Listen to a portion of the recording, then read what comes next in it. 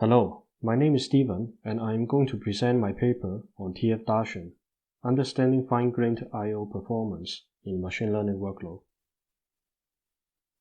I will first introduce the background of this work and our contribution, and after that I will describe our implementation and evaluation, followed by a conclusion. Machine learning has gained considerable attention in recent years because of its application, for example in self-driving cars, image processing, and bioinformatics. Because of this, there has been an increase in demand for machine learning workloads in HPC systems. These workloads are commonly supported by frameworks such as TensorFlow and PyTorch. There are a number of challenges when doing machine learning, the first being computationally expensive. Newer methods, such as deep learning, involve expensive operations like convolution and matrix multiplication. For this reason, GPUs are often used to accelerate the training process. At the same time, the training process is data-intensive as it takes a large number of data samples to train an accurate network. To perform training, frameworks are often used to create and execute a training pipeline. TensorFlow, for example, is one of the most popular frameworks in the world.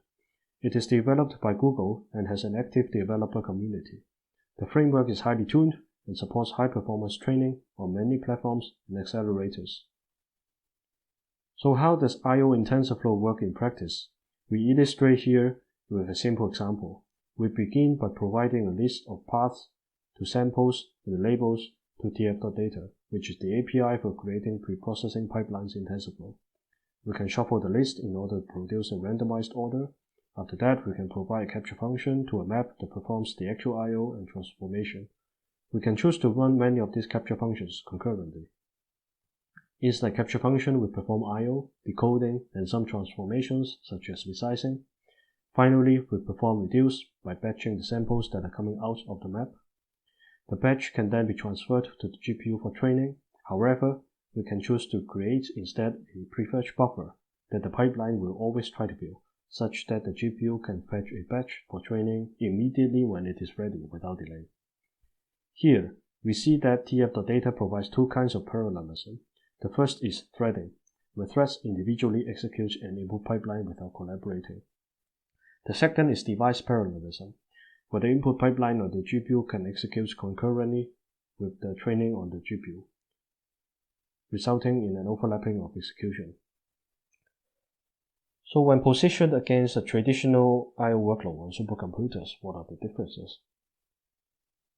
Firstly, we have a large number of files in machine learning, up to millions, that may be individually small. In HPC workloads, the files are typically bigger, for example, grid information that is shared among processes. Secondly, as mentioned before, input pipelines in machine learning are executed independently without data dependency, while in HPC workloads, files are often shared between processes. As a result, in machine learning, we perform a large number of concurrent and individual I/O, while in HPC I/O, it is possible to perform I/O collectively. A direct consequence is that HPC I/O can be optimized, for example, through MPI/I/O, where the I/O size is increased, while the metadata operation is decreased. This is not possible for machine learning in this case. After knowing the differences of the potential impacts, the question is how we can quantify and characterize machine learning I/O on HPC systems. It is often difficult to perform fine-grained performance profiling because of the highly coupled nature of ML frameworks and the workloads, as well as the lack of tools. Google understands this, and for this reason they have introduced a new module in TensorFlow 2.2 called the TensorFlow Profiler. With the new profiler, it is possible to profile and trace TensorFlow operations and events happening inside the runtime, such as kernel runtime, time spent in I/O relative to training, the timeline for training performance, and event tracers. However, the profiling remains on the TensorFlow platform level, and in the case of I/O, does not provide fine-grained information at the system level. If we take a look at how we do I/O profiling on HPC application, one of the gold standard is through Darshan, an I/O instrumentation library that is able to provide detailed profiling and tracing of I/O cores through preloading. It works, for example, with POSIX I/O, Standard I/O, MPI/I/O, and I/O libraries such as HDF5. Very recently, Darshan released a serial version that is decoupled with the NPI interface and can be used for non-NPI applications such as TensorFlow. Apart from providing traffic capturing, Darshan provides a detailed analysis of I/O characterization. A report with information such as bandwidth, access pattern, and operation counts, timing, and size statistics can be provided after execution. This information is extremely useful for explaining I/O performance, yet unavailable in the current TensorFlow Profiler. This brings us to the contribution of this paper. In this work, we introduced tf-Darshan for fine-grained I/O characterization in machine learning workload. We perform a loose integration of Darshan in TensorFlow and identify key data structures for extraction and analysis. Finally, we validate the correctness of tf-Darshan and perform 2 case studies on how we can optimize an input pipeline guided by information provided by tf-Darshan. Here, we illustrate how tf-Darshan fits into the TensorFlow runtime system and the TensorFlow Profiler. Just like Darshan, we use the Darshan shared library to perform instrumentation and profiling. Following the convention of tf runtime, we implement a middleman called the Darshan wrapper that performs different interaction and management between the runtime and Darshan. We implement additional functions in Darshan that allow the extraction of essential data structures that can be extracted through the middleman, such as the module data structure that stores operation counts for files, as well as the runtime structure that stores, for example, the number of records. We follow by performing runtime attachment without using preload. The reason is that it would be fully transparent to the application and does not allow runtime extraction of the data. We perform this by using dlopen and dlsym, followed by a scan of the global offset table. Upon finding a suitable function for instrumentation, such as open and preread, we patch the table to instead point to the function in the Darshan shared library. Furthermore, we export functions that handle data interaction between TensorFlow and Darshan. Finally, we implement a mechanism that allows tf-Darshan to be invoked by the TensorFlow runtime. We implement a Darshan tracer following the tf-Tracer API. The tracer is the point of contact by the TensorFlow runtime, and it is used to initiate and stop profiling, as well as performing data collection and analysis. Currently, there are 3 ways to invoke profiling. The first is to use a Keras callback hook, which will be invoked to profile during the specific steps automatically. In the case of custom training loops, it is possible to start and stop profiling manually. Finally, it is even possible to run a profiling session remotely through the TensorBoard interface. tf-Darshan supports all 3 modes of operation. After profiling completes, the tf runtime will ask through the tracer interface to collect provide information for visualization on TensorBoard. In tf-Darshan, we enrich the input pipeline analysis tool by implementing a new tf-Darshan section. Our result supports basic information such as bandwidth, operation counter, access pattern, and we also support detailed view of I/O traces together with other TensorFlow operations in the trace viewer. Now, you may wonder what are the differences between using Darshan in the ordinary way or using tf-Darshan. There are actually several important differences. While they are both transparent to the end user, tf-Darshan supports runtime attachment and runtime starting and stopping. It means that during a long training, a user can simply profile for a small number of steps and immediately obtain a report. Furthermore, instead of waiting for the whole execution to complete, which may be very long, we can immediately get a report when we stop the profiling, because the log analysis is in situ. To evaluate the features of tf-Darshan, we use 2 datasets for training. The first one is ImageNet, which contains a large number of small images. The second one is the Microsoft Malware Detection Challenge dataset, which contains virus bytecodes. We implement the preprocessing pipeline using tf.data and include simple preprocessing steps such as I/O, decode, and resize. We implement the training using Keras. For ImageNet, we use an AlexNet, while for virus classification, we use a simple 2-layer CNN. The cases are evaluated on 2 platforms. The first is a CleanDoc, which is a local workstation with an NVIDIA RTX 2060 Super GPU. The machine has 2 TB hard drives where all the samples are stored. It also has a fast Intel Optane SSD. we use ext4 as the file system. The second platform is Kaiser, a GPU cluster in Lumia that has 2 NVIDIA V100 GPU per node. The file system used is a Lustre parallel file system. But before the case study, we first evaluate the overhead and correctness of tf-Darshan. We do this by running a stream benchmark 2 on the two datasets that contains only a simplified TF data pipeline without any other operation other than I/O and without training. We also run the two training cases, but only with a limited number of steps. And this is the results, where the table on the right shows the parameter of each case, while the figure on the left shows the overhead relative to when no profiling is used. The blue bar shows the case when only the default TF profiler is used, while the red bar shows the case when both TF profiler and tf-Darshan are used. It shows that tf-Darshan has a moderate overhead, up to approximately 20%. However, we notice that much of the overhead is introduced during the log processing and analysis step at the end, and we plan to introduce optimization to this as a future work. We follow by validating the results from tf-Darshan. Using the same streaming tool, we perform streaming of the two datasets, and restarting profiling every 5 steps to report the bandwidth. Concurrently, we run the dstat tool in the background to capture I/O traffic. Here, the figure on the left shows the results from streaming the ImageNet dataset, while the right one shows the streaming of the Malware dataset. The blue line shows the data transferred per second recorded by dstat in the background, while the red dot shows the bandwidth reported by tf-Darshan at the point where the profiling is stopped and restarted. It shows that tf-Darshan can accurately capture I/O traffic and infer the bandwidth.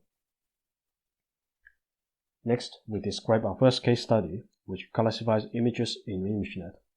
We perform training on a node on Kaiser with 2 V100 GPUs. The dataset contains many small images, and we use a batch size of 256 to train for 500 steps, consuming approximately 128,000 samples. We initially use only one thread and ask for a prefetch of 10 batches. After profiling for all 500 steps, we get a visualization from TensorBoard that shows the bandwidth, access counter, and access pattern. We first take a look at the bandwidth, which reports approximately 3 MB per second, which is extremely low. Knowing that we have two very powerful GPUs, it implies a very heavy bottleneck. We look into the operation statistics. tf-Darshan reports that approximately 128,000 files were opened. However, when we look at the number of read operations, we see an almost exactly doubled number, with 256,000 read operations performed. We follow up this by looking into the POSIX access count information. We see that approximately 50% of the read operations have a size of between 0 and 100 bytes. Since there is a large number of files in this profiling, we rerun the training with a small number of steps for easier visualization of the timeline in trace mirror. By looking into the POSIX operations of files, we can see that almost all read operations are one-off. However, zooming in reveals that they are all followed by a p-read operation with 0 length. This suggests that 50% of the operations are simply not doing anything. We look up the TensorFlow runtime source code that implements POSIX I/O and found that read operations are performed in a loop, where a fixed amount of data is read into a buffer at each pass. The loop finally returns if the pre-read operation returns 0, signaling the end of file. Since the samples in ImageNet are so small, they can all be read in one pass, and the second pass only returns 0, simply to terminate the loop. In this case, we can see an extremely low bandwidth. Knowing that the files are actually smaller, we apply threading, hoping for latency hiding. We rerun the training using 28 threads, and we run the profiling, so that now we have a bandwidth of approximately 24 MB per second. Although still a very low number, it is approximately 8 times improvement than before. Our next case study is to classify malware using a simple CNN. We perform this training on Green Dog with an RTX 2060 Super GPU and hard disk. We use a batch size of 32 and run for 339 steps to consume approximately 10,000 samples. Similar to ImageNet, we initially use only one thread and prefetch 10 batches. This dataset has a significantly larger file size, with a median size of 4 MB relative to 88 KB with the previous case. At the same time, we have a much simpler network than ImageNet. After profiling all the steps, one clear sign is that there are significantly larger number of reading operations than open operations, implying that it requires several parsers to completely consume one file. This can be verified by looking into the trace viewer and comparing the TensorFlow read file operation with the corresponding POSIX traces. If we look at the bandwidth, we have a significantly higher bandwidth than the case before, at approximately 94 MB per second. This can be a consequence of having larger files to read and relatively lower metadata cost. By looking into the POSIX access size distribution, we can see that the reads are often larger, clustered at around 100K to 1 MB. Only approximately 10,000 reads are with 0, and this can be confirmed by looking at the access pattern, where the same number of reads are neither consecutive nor sequential. By looking into the file size distribution, we realize that in fact a large number of files are below 2 MB.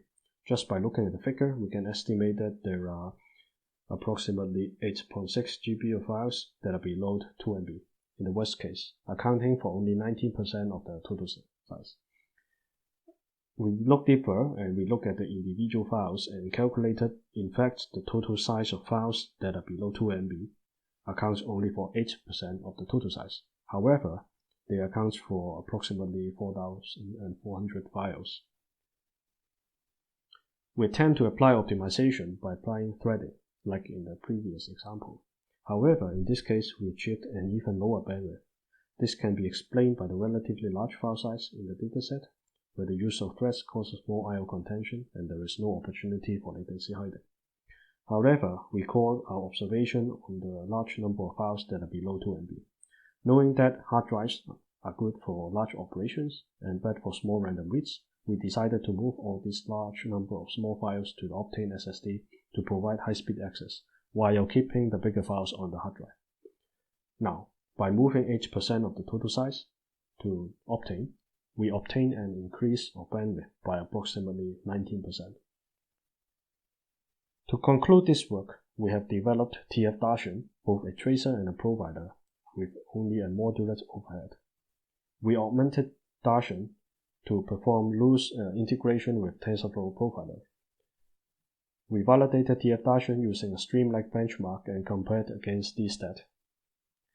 We showed that using information from tf-Darshan, we can improve the I/O bandwidth by 8 times in our image classification case, as well as 90% improvement in bandwidth in our malware classification case by staging data to a fast storage tier. Perhaps most importantly, we showcased the potential of Darshan to becoming an I/O profiling library that can be used by application, similar to PAPI for CPU counter collection and CUDA profiling tool interface for GPU event collection.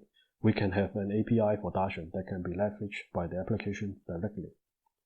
And this concludes my presentation. Thank you.